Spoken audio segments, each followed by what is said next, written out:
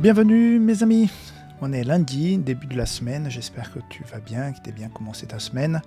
Je ne sais pas si tu as des choses extrêmement difficiles à faire cette semaine, peut-être au niveau du travail, des choses à décider au niveau de la famille.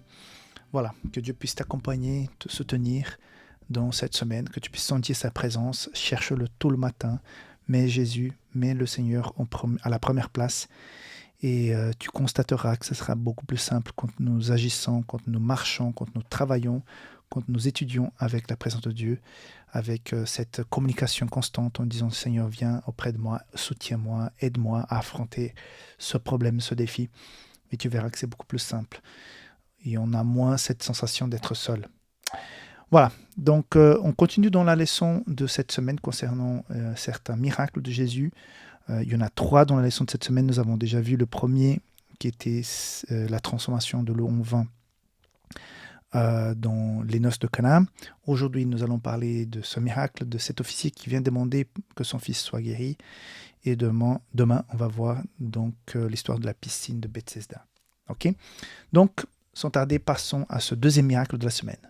Donc, ce deuxième miracle pour cette semaine est dans Jean 4, 47 et suivant. On a donc un homme noble, de la noblesse, un officier du roi, qui a un enfant qui est malade. Et donc, il va demander à Jésus de descendre chez lui, d'aller chez lui voir l'enfant.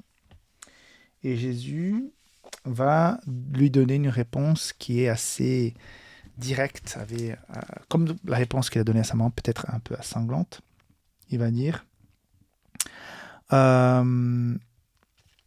Jésus lui dit, si vous ne voyez des miracles et des prodiges, vous ne croyez point, n'est-ce pas ?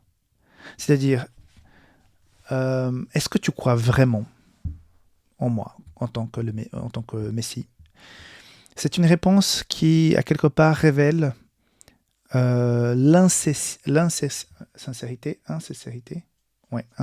du... Je ne sais pas si on peut dire ça en français, en anglais, on peut dire, mais qu'il n'est pas sincère dans sa démarche. Jésus, dans son dialogue avec sa maman qu'on a vu hier, dans ce dialogue avec cet officier royal aujourd'hui, il met le doigt dans la blessure avec beaucoup d'amour, beaucoup d'amitié, et il pose les vérités pour que les gens soient au clair. Et là, il est en train de dire à cet officier, en fait, tu ne crois pas à moi. Tu ne me crois pas. Tu veux que je vienne parce que ton fils est malade, tu l'aimes beaucoup. Mais miracle pour miracle, ça ne prouve pas que je sois le Messie. Là, nous avons 2 mots-clés, 2 verbes clés. C'est croire et voir. Ce que ce monsieur est venu me demander à Jésus, c'est de voir pour éventuellement après croire. Et ce que Jésus lui propose, c'est autre chose. Jésus lui propose de croire pour enfin voir le pouvoir se manifester dans la guérison de son fils. Et Jésus lui titille tout de suite. Écoute, tu as besoin de voir pour me croire ? Alors, à quoi bon que je me déplace chez toi ? Finalement, tu ne crois pas en moi. Tu es tout simplement désespéré pour que je puisse intervenir. Où est ta sincérité ? Est-ce que tu crois vraiment que je suis le Messie ? Et on voit par la suite que ça lui est vraiment touché. Et quand il dit par la suite, verset 49, « Seigneur, descends avant que mon enfant meure. S'il te plaît, Jésus, viens chez moi avant que l'enfant meure. » Jésus lui donne une réponse, que ce sera la clé de la guérison ou pas, parce qu'il fallait qu'il croie. Jésus lui dit, écoute, ton fils est guéri. Voilà, verset 50, je crois. Va, lui dit Jésus, ton fils vit. C'est-à-dire, si tu es capable d'aller chez toi, sans moi, d'aller tout seul, croyant que ce que je viens de dire est vrai, tu auras la guérison de ton fils. Si tu m'obliges, si tu insistes que j'y aille personnellement pour me voir toucher, faire quelque chose, dire des mots magiques pour que ton fils soit guéri, ça ne va pas jouer. Et il ne sera pas guéri, entre guillemets. Jésus n'est pas là pour utiliser son propre pouvoir, il n'a pas de pouvoir en soi. C'est la foi dans son Père, son intercession qui fait en sorte que les miracles puissent arriver, et ça passe par la foi de celui qui a demandé. Donc quand Jésus lui dit, écoute, va, ton fils est guéri. Donc, on voit que cet officier est parti. Mais la leçon nous dit qu'il n'est pas parti le jour même. Il est parti après, puisqu'il est arrivé le lendemain. Il demande quand est-ce qu'il a été guéri, son fils. Donc, ça montre que, et le propre verset dit, quand Jésus va, lui dit Jésus, ton fils vit. Et cet homme crut à la parole que Jésus lui avait dite. Et il s'en alla. Donc, il n'a plus insisté. Il dit, ok, j'irai. Je vais là-bas et je vais retrouver mon fils parce que je crois maintenant que je vais voir mon fils guéri. Donc, croire avant de voir. Et ne pas vouloir voir avant de croire.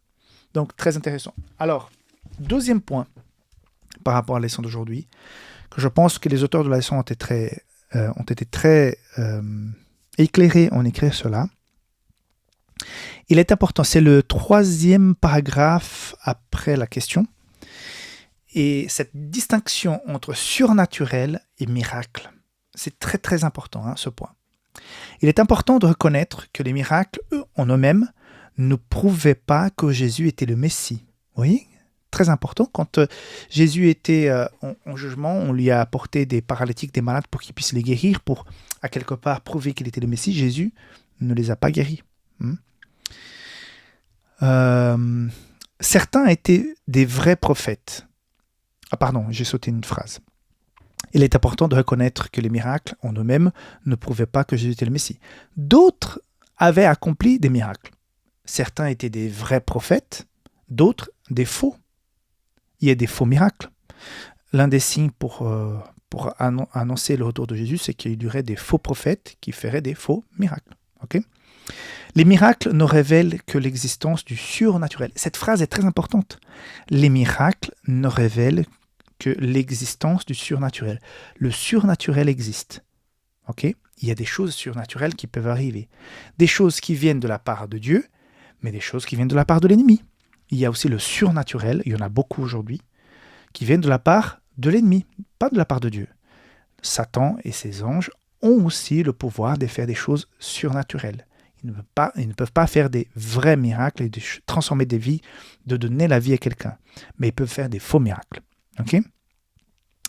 Les miracles ne révèlent que l'existence de surnaturel. Ils ne révèlent pas par eux-mêmes que Dieu en est forcément l'auteur.